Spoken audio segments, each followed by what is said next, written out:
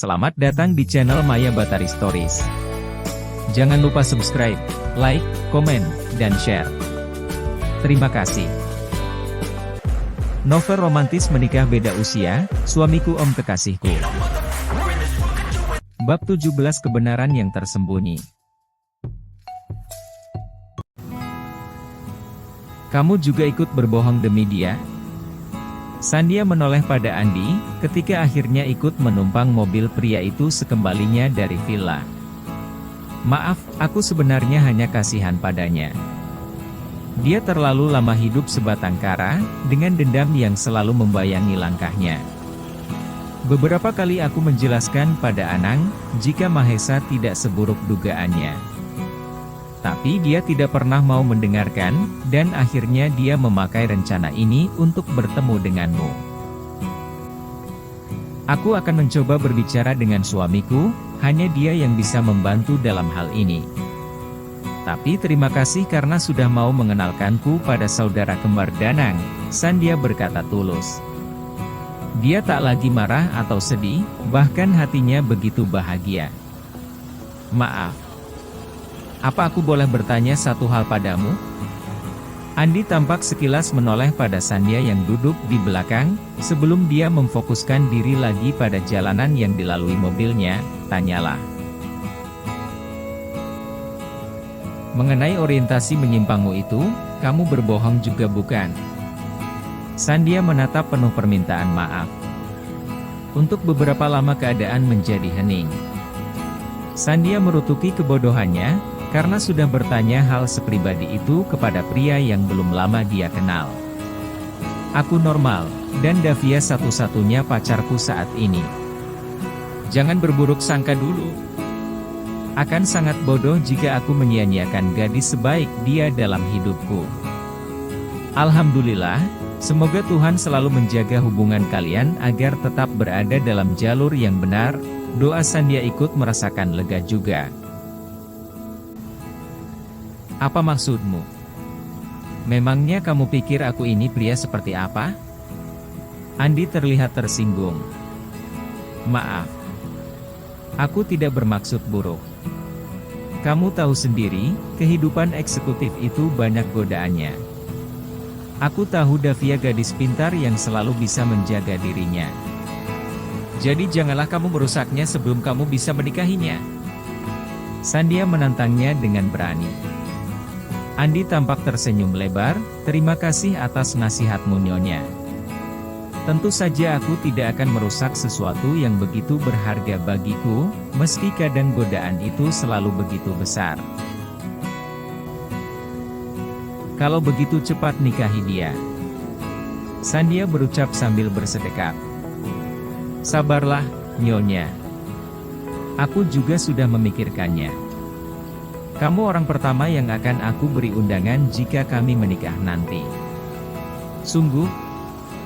Sandia tersenyum manis manakala Andi menganggukkan kepala mantap. Mereka tidak lagi saling berbicara. Angan Sandia melayang lagi pada pertemuannya dengan Danang palsu itu. Flashback. Saudara kembar. Sandia akhirnya meyakini dugaan hatinya. Benar, namaku Anang. Aku lahir 3 menit setelah Danang.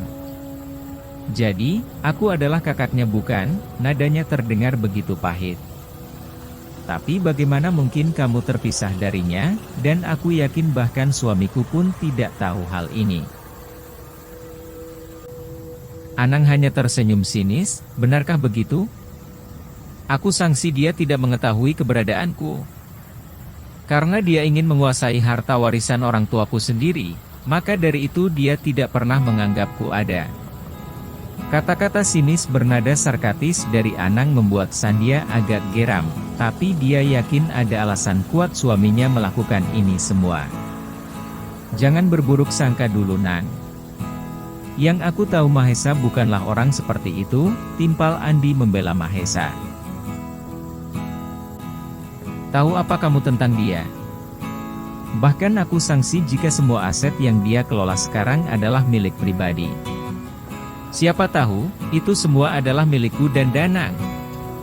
Anang menatap Sandia penuh amarah dan benci. Apa kamu sudah berusaha bertemu dengan Mas Mahesa, dan mengkonfirmasi semuanya? Sandia tentu saja dapat bersabar, dan berpikir secara jernih. Untuk apa? Mungkin dengan barter kamu dan hartaku, matanya baru akan terbuka.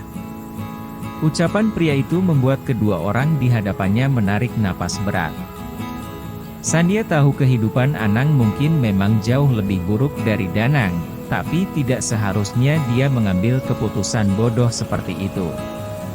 Tapi bahkan sifat mereka juga terlihat sangat bertolak belakang. Apa tidak ada jalan lain? Sandia masih dengan sikapnya yang tenang dan tak terintimidasi.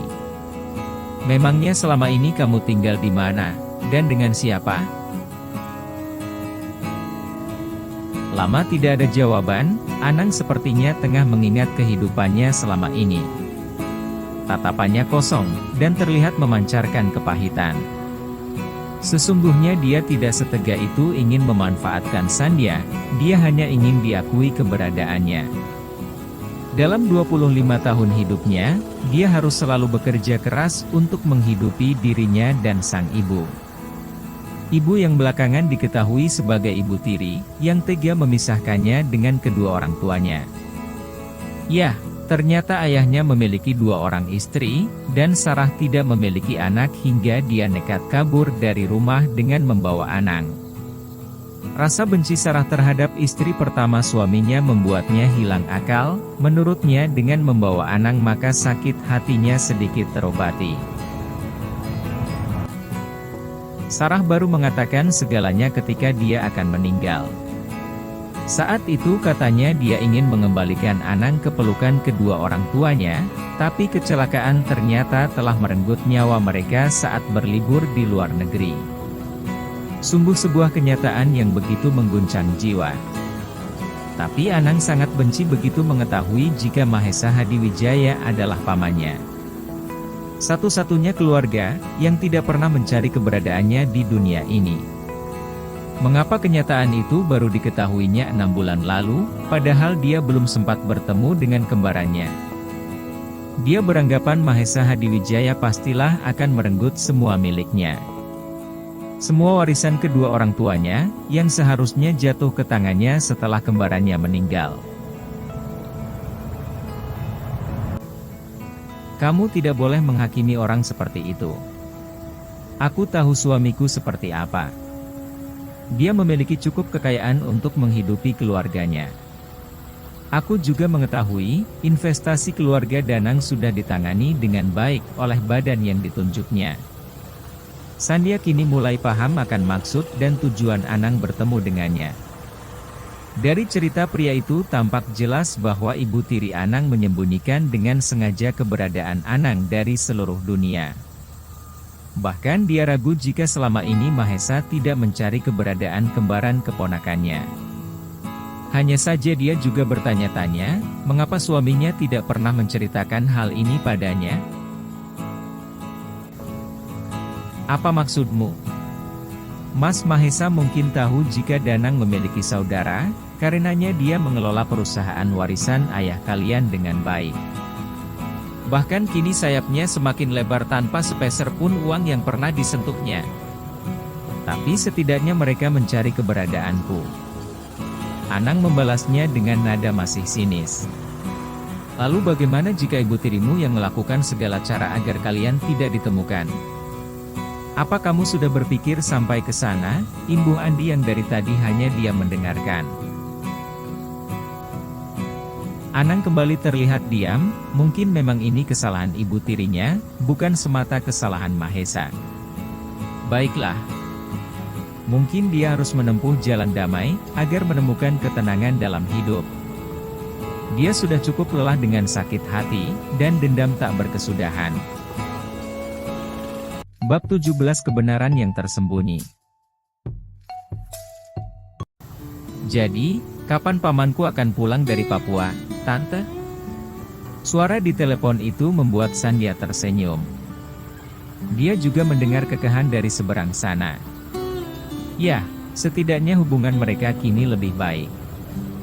Anang sudah bersikap layaknya keponakan yang baik. Sebenarnya pria itu sudah sangat ingin berbicara pada Mahesa. Sayang nomor sang suami teramat sulit untuk dihubungi, padahal sudah hampir 1 bulan dia pergi. Kamu sabar saja, rezekimu takkan lari kemana. Tangan terampil itu masih menggambar sketsa gaun pengantin, di salah satu lembar buku khusus. Hari itu butik tidak terlalu sibuk, dan pesanan pun tidak terlalu banyak. Sandia merasa bisa sedikit bernapas lega. Ben bahkan sedang cuti. Pria cantik itu sedang pergi berlibur ke Lombok dengan kekasih hati. Katanya begitu. Entah kenyataan di lapangan. Hei, aku jadi seperti pria pengejar harta saja. Aku hanya ingin mengenal lebih jauh sosok pamanku itu, apa tidak boleh? Protes Anang sedikit tidak senang. Kenapa sih kamu selalu serius seperti ini? Aku hanya bercanda, tidak usah diambil hati. Sekretarisnya mengatakan mungkin sekitar 1 minggu lagi, Mas Mahesa akan pulang ke Jakarta.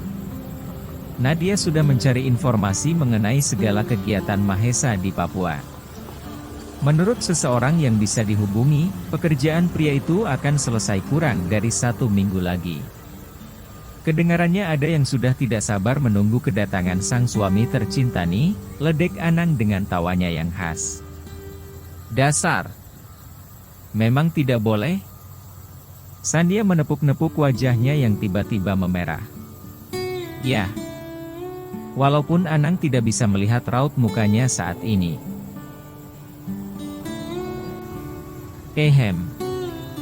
Makan siang bareng yuk. Ada menu baru di restoranku loh, dan kamu akan jadi orang pertama yang mencicipinya. Bagaimana? Anang yang ternyata baik hati mencoba mengganti topik pembicaraan. Dia memang mengelola sebuah restoran tradisional Sunda di kawasan Puncak. Sudah hampir 2 bulan ini, membuka cabang pertama di kawasan tak jauh dari Pondok Indah. Jadi, kehidupannya selama ini ternyata tidak terlalu buruk. Baiklah. Sandia merasa sangat bahagia. Dia lalu memutus sambungan telepon dari Anang, dan segera menghubungi Nadia untuk menemani ke sana. Setelah berpamitan kepada para karyawan, tak lama kemudian mobil yang dikemudikan Nadia sudah terparkir manis di depan butik. Wanita itu tersenyum sejenak, ketika membukakan pintu penumpang untuk Sandia. Kita mau kemana, Nyonya? Nadia sudah mengencangkan sabuk pengaman, dan siap untuk meluncur. Jalan saja dulu, jawab Sandia lembut. Mas Mahesa belum menghubungi kamu? Nadia bergumam sambil sibuk menyetir. Kamu sudah cerita tentang itu kan sama beliau? Sandia tidak habis pikir, bagaimana mungkin sang suami lebih suka menghubungi Nadia dibandingkan dengan istrinya. Sebenarnya Sandia penting tidak sih untuk Mahesa? Dia pasti sudah gila karena cemburu pada Nadia. Nadia terlihat hanya mengangguk. Lalu tanggapannya bagaimana? Oh, ya ampun. Yang dibutuhkan Sandia saat itu hanyalah sebuah jawaban pasti, bukan angkat bahu tak acuh seperti yang ditujukan Nadia saat ini. Sungguh keterlaluan. Segalanya Sandia ceritakan pada Nadia, tapi lihatlah sikapnya yang cuek bebek itu. Rasanya Sandia ingin melempar sandal saja ke muka cantik milik Nadia. Aku tidak berhak memberitahumu. Tunggu saja penjelasannya setelah bos besar pulang. Ini tidak lucu bukan? Jadi Sandia harus menunggu 1 minggu lagi, untuk mendengar kabar menggembirakan dari sang suami? Oh ayolah. Bahkan Nadia sudah tahu terlebih dahulu, segala hal yang akan dilakukan Mahesa pada Anang. Satu doa tulusannya, semoga keduanya akan menjadi saudara yang saling menyayangi. Baiklah. Sandia memutuskan mengalah. Walaupun dia memaksa, jika Nadia tidak mau buka mulut maka semuanya akan sia-sia. Dia wanita yang sangat teguh memegang janji, dan karena profesionalnya itu maka Sandia tak dapat berbuat apa-apa. 15 menit kemudian mereka tiba di tempat tujuan. Sebuah restoran Sunda terlihat cukup ramai di jam makan siang. Sebuah pemandangan agak tidak biasa, mengingat tempat itu baru buka belum lama. Sandia turun dari mobil diikuti Nadia. Ketika itulah, secara tidak sengaja matanya menangkap keberadaan mobil kesayangan Mahesa. Mobil hitam itu terparkir manis, tepat di sebelah mobil yang tadi mereka kendarai. Nadia hanya tersenyum meringis setan, sambil mengangkat dua tangan membentuk huruf V. Jadi, ternyata dirinya dikerjai. Ini benar-benar menjijikkan. Tapi rasa rindu pada sang suami, mengalahkan rasa kesal dan kecewa yang mengamuk di benak Sandia. Bagaimana mungkin mereka merahasiakan kepulangan Mahesa kepadanya? Lebih menyebalkan lagi adalah, pria itu tidak langsung menemui dirinya. Melainkan, lebih memilih bertemu dengan Anang bukan Hermansyah yang hilang terlebih dahulu. Coba dia tahu rencana jahat Anang sebelum ini. Kalian menyebalkan, gumam Sandia kesal dan gemas bukan main. Oh ayolah San. Ini kejutan yang manis bukan? Harusnya Pram tidak memarkir mobil sembarangan. Kamu kan memiliki mata radar yang bagus. Jangan mencari-cari kesalahan orang lain. Kamu tega sekali padaku Mbah. Sandia masih berdiri dengan bersedekap. Tentu saja dia masih enggan masuk ke dalam restoran. Tapi sepertinya rasa rindu sudah menggurita di dalam dada. Sandia terpaksa harus mengesampingkan gengsi setinggi Sidratul Muntaha. Terima kasih sudah menonton video ini. Sampai jumpa lagi di part selanjutnya.